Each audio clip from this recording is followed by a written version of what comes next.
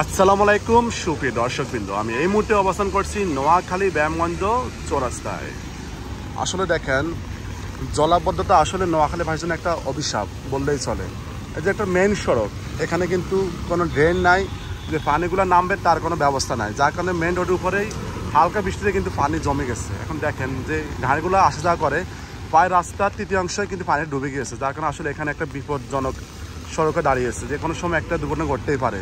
এখন কোন পাশে গর্ত আছে বা নেই সেটাও কিন্তু অনেকাংশেই ড্রাইভাররা আন্দাজ করতে পারে না, যার কারণে আসলে খুবই একটা হুড়মুড়ি খেয়ে পড়ে। দেখেন, যদি দেখেন অটোগুলো দেখছেন, আমার সামনে একটা বাস সামনে অটো, কিন্তু এই অটোটা যাওয়ার কথা ছিল একটা রাস্তা এক পাশ দিয়ে, কিন্তু বৃষ্টি পানি থাকার কারণে এই অটোগুলো যাচ্ছে মেইন রোডের বরাবর দিয়ে, যার কারণে বাস, অটো, হোন্ডা সবগুলো কিন্তু একত্র হয়ে যাচ্ছে। তো দেখে একটু আপনাদেরকে দেখেন আসলে কী একটা অবস্থা।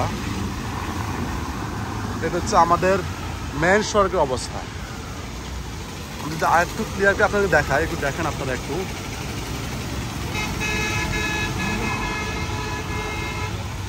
আসলে এগুলো হচ্ছে আমাদের ব্যবস্থাপনা। আমরা যদি ব্যবস্থাপনাটা সুন্দরভাবে করতে পারতাম, তাহলে হয়তো আজকে অবস্থা দেখতে হতো না আমাদেরকে। কোনো ড্রেন নাই যে পানুলা নামবে, তার কোনো ব্যবস্থাপনা নাই, যার কারণে আমাদের দুর্ভোগ। আসলে নাহলে যে পরিমাণ বৃষ্টি হচ্ছে, এই পরিমাণ বৃষ্টিতে আসলে এখানে পানি জমানোর কোনো কথাই ছিল না, কিন্তু পানি নামবার কোনো রাস্তাই নেই।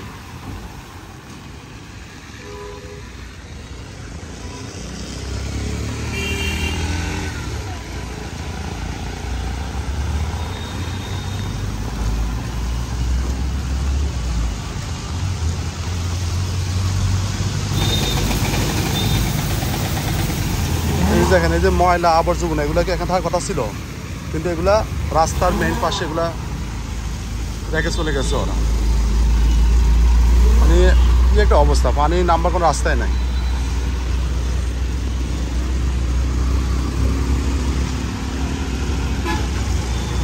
এটা হচ্ছে চৌরাস্তা প্রাইম হসপিটাল 2, এটা ইউনিট 2 আর কি, এটা প্রাইম হসপিটাল।